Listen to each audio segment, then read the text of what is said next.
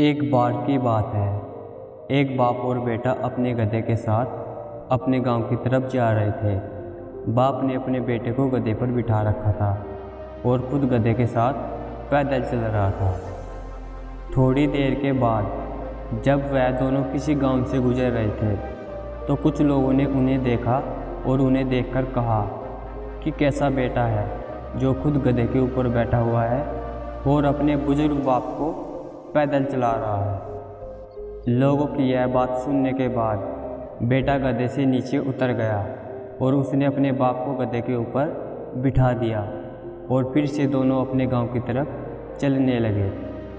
थोड़ी देर के बाद फिर से जब वह दूसरे गांव से गुजर रहे थे तो उस गांव के लोगों ने भी उन्हें देखा और कहा कि कैसा बाप है जो खुद गधे के ऊपर बैठा हुआ है और अपने मासूम से बेटे को पैदल चला रहा है। लोगों की यह बात सुनने के बाद बाप भी गधे से नीचे उतर गया और अब गधे पर ना ही बाप बैठा हुआ था और ना ही बेटा, और वह दोनों बाप बेटे पैदल चल रहे थे।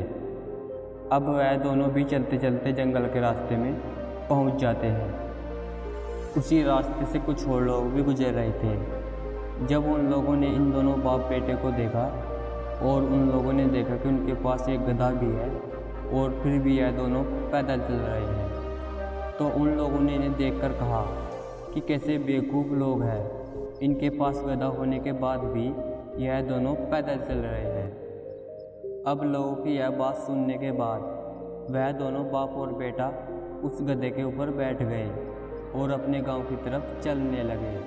लेकिन फिर से थोड़ी दूर जाने के बाद लोगों ने जब इन दोनों बाप बेटे को गधे के ऊपर एक साथ बैठे हुए देखा तो कहने लगे कैसे इंसान है जो दोनों ही एक साथ उस बेचारे कमज़ोर से गधे के ऊपर बैठे हुए हैं और इस गधे की जान निकाल रहे हैं। इन दोनों के अंदर जरा भी दया नहीं है। अब यह सुनने के बाद दोनों बाप बेटे का दिमाग खराब हो गया और वह समझ गए कि अगर हम इन लोगों की बातें सुनते रहेंगे तो हम कभी भी अपनी मंजिल पर नहीं पहुंच पाएंगे। दोस्तों, हमें इस कहानी से यह सीख मिलती है कि लोगों की बातों पर ध्यान मत दो, जितने लोग उतनी बातें होती रहेगी और हम इस दुनिया में सभी को खुश नहीं कर सकते। इसलिए जो आपको सही लग रहा है, जिसमें आपका फ़ायदा है, उस बात को अपने दिमाग के आधार पर सही डिसीजन लो। लोग आज कुछ कहते हैं तो कल कुछ, और इसलिए हमें लोगों पर नहीं बल्कि अपने काम पर ध्यान देना है, अपनी मंजिल पर ध्यान देना है और आगे बढ़ते रहना है। अगर हम इस तरह लोगों की बातें सुनते रहेंगे